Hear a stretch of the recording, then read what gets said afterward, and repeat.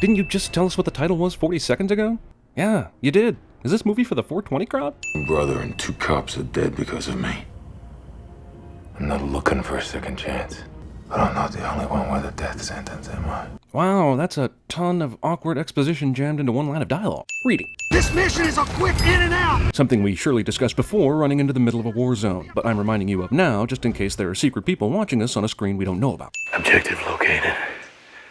There's something else you have to see. Well, it's not exact, but you better come take a look at this cliche.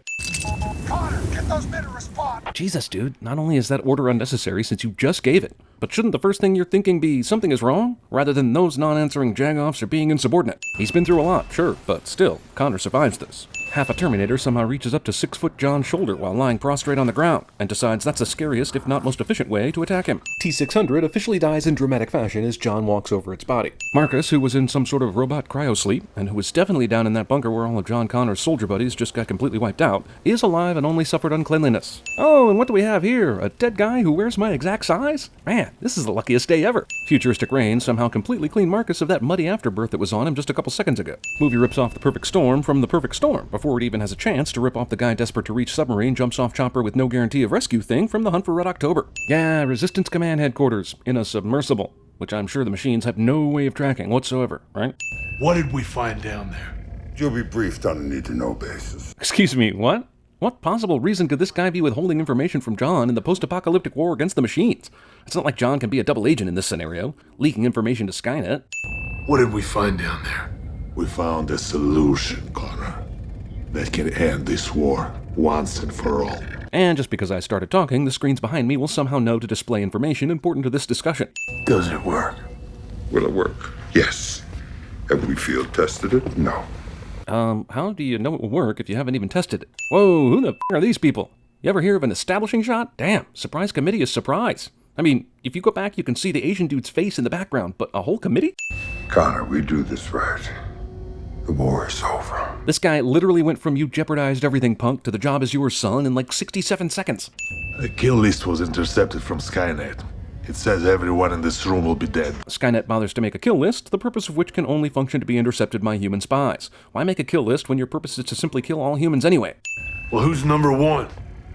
An unknown, a civilian. Kyle Reese. Roll credit. Oh, wait, I mean, dum-dum-dum. Also, bullshit.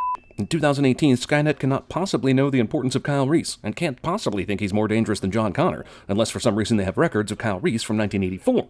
And then we start talking about time paradoxes. How are rebellion airstrips, even temporary ones, able to set up and operate without the machines coming in and nuking everything? My brother, he didn't make it, did he? No, he totally made it. And scene. He noticed this in a barren f***ing wasteland, because the script tipped him off. Tape number 28 of Sarah Connor to my son John. Ah, but in the Terminator it was tape 7. Tape 7, November 10. And Sarah didn't say these exact things in this exact way. Hey man, they're tapes. They don't suddenly record different than you put into them. Also... Boy, that's a tough Tape one. number 28 of Sarah Connor to my son John. Will it affect your decision What's to most send him difficult here for me knowing that trying he is to your decide father? what to tell you and what not to. Should I If tell you you don't about send your Kyle, father? you could never be. Will it affect your decision to God, send a him person back could go in time crazy to thinking protect about me? this. Also, how did the picture from the first Terminator get zoomed in slightly from the original? The world is a fascinating place. Street Urchin Ex Machina. It's not a Terminator movie unless one of the machines steps on a skull. Somehow, this machine has the same terrible aim that regular human bad guys have. Idiot kid somehow still alive invented a Terminator trap that traps Terminators, but keeps them completely alive and can still shoot you. Come with me if you want to live. Movie is more interested in callbacks to previous, better films in the franchise than it is in establishing its own awesomeness. You mean they have something set up to fall exactly on this place where this Terminator just so happens to be right now? Also, Terminators. So advanced you can completely incapacitate them with a half-assed booby trap. Take it off! Amazing soldier Kyle Reese allows Marcus to continue walking towards him in an obvious ploy to steal his gun without firing a shot or backing up. What happened here? Judgment Day. Man, Jesus. Are you a robot? Why does this building collapse? Did the HK do something to it? If it can do this, why didn't it destroy all the buildings? Grab it. What was the purpose of that? So he can't take the weapon. Big deal. Is that supposed to help him against the Terminators? Isn't simply not being in range to have your weapon taken also a good technique? Coming over in one of these. Because I haven't earned mine yet. Yet I am still the most wanted man on the Skynet kill list. I hope he's listening to this. Connor broadcasts this desperate message on the very night Marcus is fixing Kyle's radio. Terminator convenio incidents. I love Skynet. They hate humans, want them eradicated, but are generally pretty casual about the whole affair. As opposed to creating however many Terminators it takes to find and kill all the humans, they prefer to keep things competitive. Are there radio stations still playing music after the apocalypse? And if that's a CD, it definitely wouldn't have started playing like that. And a cassette would definitely be dead by now. I've never driven before! How did you even get this far then? Luckiest tire iron throw ever also disables the Scout immediately like it's made of paper. If the idea is to stay alive, I'm driving. Marcus is a dick. Also, first off, you had no choice but to let Kyle drive under the circumstances. Second off, he just told you he's never driven before and obviously didn't want the job, so what the f was that? Yeah, just park that Jeep anywhere, asshole. It's not like a Scout made note of what you're driving and what you look like or anything. Wait, he has a gun. Which means they had a gun during the chase with the Scout a minute ago. So why did Marcus need to throw a tire iron at that thing earlier? I want to give this kid points for spotting this recently falling milk drop clue, but honestly, I'm much more inclined to send the movie for allowing someone to take a guzzle of this f***ing milk, but still somehow get away and hide before the last milk bottle drop falls. How does a giant machine like this manage to make zero noise until it's time to blindly start grabbing people? Machines have these f***ing things at their disposal, but keep sending back humanoid Terminators, because they must not really want John Connor dead, I guess. Jesus, this thing is terrifying. Skynet's main goal is to end humanity, but they're taking prisoners? Is this so it wouldn't seem stupid that the giant robot didn't just blow up the 7-Eleven while it had the chance? Giant Murderbot, which was able to blindly grab a person hiding in a garage, is unable to detect the large gas tanker headed its way and doesn't blast it to smithereens. Honestly, I'm shocked these f***ing robots weren't able to win the war here in the future, which enabled all these movies in the first place. They look basically indestructible. Also, of course he'd have Moto Terminators that come out of his legs. He probably also has the dogs with the bees in their mouths so that when they bark, they shoot bees at you. Here's a weird aspect of Terminator Salvation. We know Kyle can't die because he has to go back in time to Father John. The only person who can change his predestined course he hasn't even met yet. So any danger Kyle is in is moot in these scenes. Well, Jesus, man. Why the f*** didn't this thing just blow them away in the first place, instead of the giant sending Moto Terminators to do the job? #1 priority target Kyle Reese is simply thrown into a jail. Are they saving him for Voldemort to kill? And why did they spend all that time trying to kill him before? And why are they trying to kill Marcus if they're taking the others prisoner? Is it because they needed to save Kyle and Star from falling out of the sky because they're important to the plot? All I'm saying is this prisoner is f***ing confusing each decision these robots make. And me. Earlier, when Marcus and crew blew up the 7-Eleven and they thought they blew up the robot, we'll find out later, nope, the robot is pretty unblowupable. And obviously the prisoner's holding bin is too, because damn, that was a huge explosion. So now it's really strange that if it's such indestructible metal, an axe can somehow lodge into this thing and prevent Marcus from falling and dying. Giant robot slams Marcus down into hard metal from several stories up and doesn't crush him. And yes, I know he's a Cyberdyne robot, but this is more than enough to crush his ass. They've never come this deep before. They're looking for something. This statement makes it sound like the humans are not only holding their own, but dominating this war. If the machines are too scared to come too far inland and shit, right?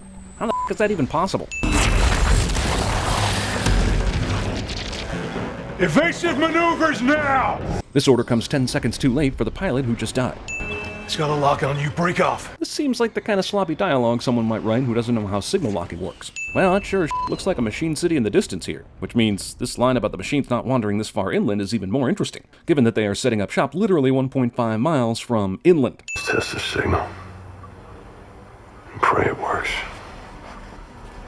What the f***? Fade to black? Is this a goddamn TV show? That is the most commercial break-like moment I have ever seen in a movie. Jesus f***ing McGee. What's your name? Sure, that's really important right now. Can he really not grab her and get her on some solid footing before she drops 20 feet to the ground?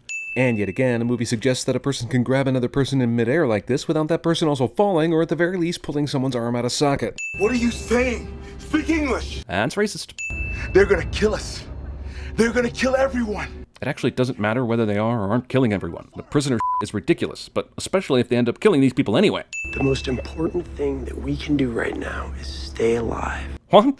That's happening with or without your input at this point. The most important thing you can do right now is try to escape, or at the very least divvy up the cigarettes left aboard this thing so everyone has an even amount. Mysterious chick sends Marcus out to find something that can burn in a fucking monsoon. What do you got there? Of course, the one place they decide to camp for the night has random asshole Book of Eli people living here. So she attacks this first guy, and guy behind her decides to rush her for hand-to-hand combat instead of shooting her. Smart. God knows what this third guy, squatting on the ground, is doing. Seeing this nice cozy bonfire makes me wonder, do the machines not send out scouts every night looking for human fires? Seems like that'd be a pretty easy way to take out your adversary. I'm a little cold. Then why did you lay out a perfectly good tarp and pin it down with a log just to sit on, as opposed to making a tent, blanket, or any other more sensible device out of it? Also, sit closer to the fire? That's great, but didn't you just intentionally draw the machines here with an explosion? How does exploding that ship not draw more machine ships? Works, man. The signal works. It's beautiful. Yeah, it works. Are you suspicious yet? What is the extraction plan for the prisoners? Plan, there is no extraction plan. We're gonna level the place. Even though we find out later this signal is a Skynet ruse, why don't they plan to disable the machines, take the prisoners out, and then blow up the place? Negative. I told you. Skynet Central is filled with human prisoners. Which makes zero sense, but whatever. Damn him! The machines can't even detect heat signatures from moving vehicles? Honestly, I'm not sure the machines deserve to win this war. They seem terribly inept at discovering and killing however few humans remained after the global nuclear war. We're about to find out that Marcus is actually a Cyberdyne robot that is practically human, but why this mine doesn't absolutely destroy him, only screenwriter knows. Marcus nearly dies, so it's time for a murky flashback, because we love seeing things that barely tell the story while also making us set up an appointment to our eye doctors. Barnes? Do you think when she said Barnes, she meant hit him in the head with the butt of your rifle? And if this guy's a robot, would it really perform the same task as it does to movie humans? Because, you know, a real human is dying from that. No. You tried killing my mother, Sarah Connor. You killed my father, Kyle Reese. I'm saying my parents' names out loud because I'm angry, damn it. And plus, sometimes, but not all the time, maybe somebody who has information pertinent to the plot. So what say you? Kyle Reese is on a transporter heading for Skynet. I don't know for a fact that it's the same Kyle Reese, and the fact that you called that kid your dad is really weird to me, but f*** it, man. No time to ponder. I know everything you're talking about because I too saw all 3 Terminators. It saved my life. John Connor is asking himself, why didn't I find a way to tell myself this in the other movies? Man, I hate being incarcerated, and what's this? Something that's gonna help me get out of here, lying around in the open? More no. Barnes falls for this girl's obvious fake Connor wants to see you story like a chump, because the script wants Marcus to be both easily captured and allowed to easily escape. Logic does not exist in this dojo. Yes, sensei! Watch him. Unnecessary orders. What's up? Blair said you needed me. In this giant complex, no one uses radios to communicate. I have all sorts of technology in this place, and you have to travel to talk to somebody? This is the only way Blair's ruse works. Partway through this minefield escape, everyone involved in the making of this movie forgot that it was a minefield and it just became a field escape. Yeah, she did the thing and blew a few of them up, but nowhere near all of them. Well, just going by what I see in this helicopter pursuit of Marcus, I think I now understand why the humans have yet to overthrow the machines. Stormtrooper aim. After 324 bullets, John finally runs out and has to change guns. I would write something about him sacrificing himself to save John, thereby proving his worthiness to the cause and propelling the plot, but honestly, I'm much more concerned with how he got here that quickly without anyone noticing. I can get you in. Hell. Look at me. Yeah, but you don't know any of the Skynet protocols. You just now learned you're a robot. What exactly are you expecting to happen here? I need to find who did this to me. You mean AI in general? Or all the machines? There's not like a single entity. I mean, surely you know this already, right? You're telling me the Resistance has this kind of operation, yet the machines aren't able to find it, track it, or explode it? F***ing machines deserve to lose this war. They really, really suck. Skynet has Kyle Reese. None of these guys even know who Kyle Reese is. Has John shared the story of his improbable birth to everyone else, and do they believe it? Because I'm just putting myself in the shoes of someone who has never heard this story before, and I'm thinking, man, that's the craziest story one of my top men could ever tell me over the radio before we attack Skynet. You are no longer a part of this resistance. I didn't catch that last statement. Neither did I. Soldiers disobey orders to still follow soldier recently relieved of command because of his obvious moral rightness cliche.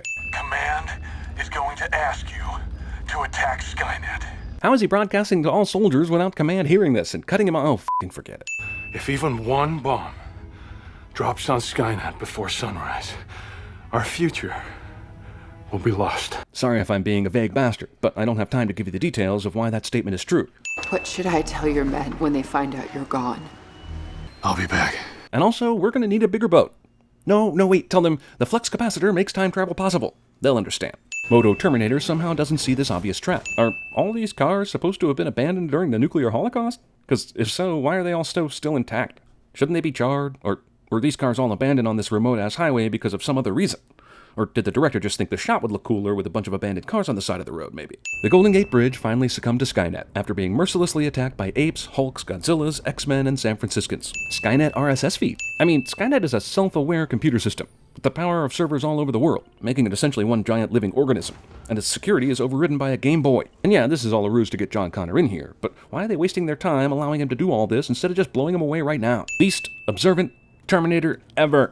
We knew you'd be back. After all, it was programmed in you. What?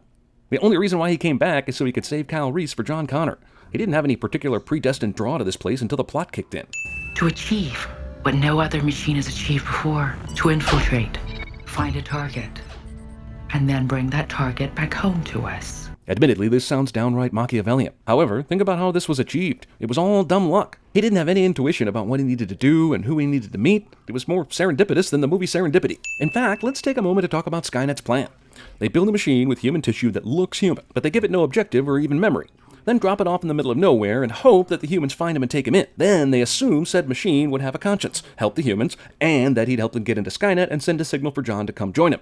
All so that they can kill John, instead of just programming him to do that very thing.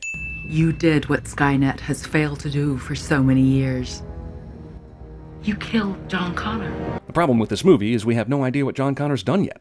At this point, he's merely a well-regarded subordinate in the Resistance. He has a radio broadcast that, while important, hasn't turned the tide yet in this war. Still, Skynet perceives John Connor as if they know the events of the last 3 Terminator movies. Something they cannot know. A little bit of background on what this movie's timeline knows and doesn't know would have helped, especially since John is our main character and knows the entire story.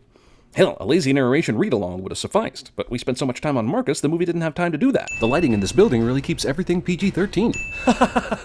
CGI Arnold is worse than that Ang Lee Hulk bullshit. This was a super long con by the machines, but they still like suspense enough to toy with John Connor instead of killing him. Why is this chip so easy for him to access? Plus, Skynet allows him to do this because they figure they've won anyway. But in Terminator 3, they were killing any threat to their existence. And it's amazing they turn into arrogant comic book supervillains in this one and don't simply turn them off or some shit here. See it on Earth. There's so many of them. And yet, they'll only send one of them back to kill the man they hate so much. Also, it's a wonder any humans are still alive after this, no? It wouldn't be a climax of a Terminator film without the hero fighting one of the robots in some sort of factory with flames all around it. You know, we saw the earlier T-600s being born, basically with guns ready, but none of the T-800s are. And it's not like they're going to send all of them back in time, so why is that? Plus, so many fiery places to throw John, and it decides to phone it in and go with the I've got you, so now I'm going to randomly throw you somewhere plan? Oh yeah, I'm sure you totally knew exactly where this fight was taking place to dramatically jump down into it right now. Plus, the Terminator is somehow not breaking John's neck, something it has the power to do in seconds, but decides not to do. Remind me again, why is there only one of these things in a factory devoted to making these things, chasing after John? Once again, Terminator doesn't seal the deal with another robot it's fighting and decides not to throw Marcus into the molten steel just to be sure. Does Skynet really not have air defense systems at their main base? The Resistance makes this look easy. Somehow this Terminator is still going, despite the fact that 1990s era molten metal killed both a T-800 and a T-1000. Guess this molten metal here in this movie just isn't hot enough. Oh wow, good thing these pipes shoot coolant that can definitely stop a Terminator in its tracks if you happen to be in this very situation. Homemade AED. You were stabbed through the heart, can you believe that? Without knowing if they're in the clear, John goes ahead and presses the button that causes a massive explosion that could easily have killed everyone in this helicopter. I guess that's it then. No more movies necessary. Skynet's dead. It's over. Right? Right? This heart can't take it. I just so happen to have that very thing, so I can donate it to him. Take mine. Heart transplant surgery is probably pretty easy out here in the desert wasteland tent, so... What is it that makes us human? I don't know, but I have a feeling this narration is going to say it perfectly.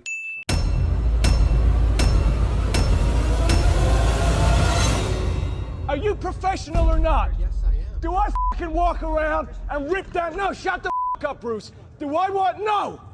No! Don't shut me up!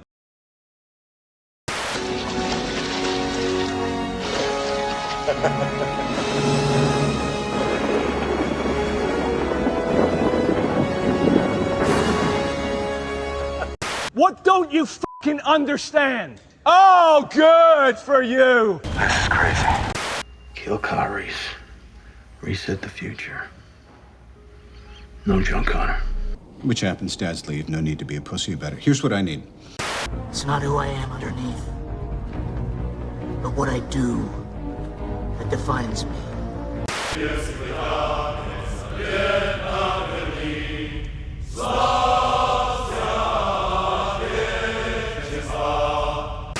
Sir, we don't know what this message means. Our target package could have changed. You repeat this order, or I'll find somebody who will. Kate, what's gonna happen to him? Disassembled. No, disassembled. What are you? I'm Batman. I love you. I know.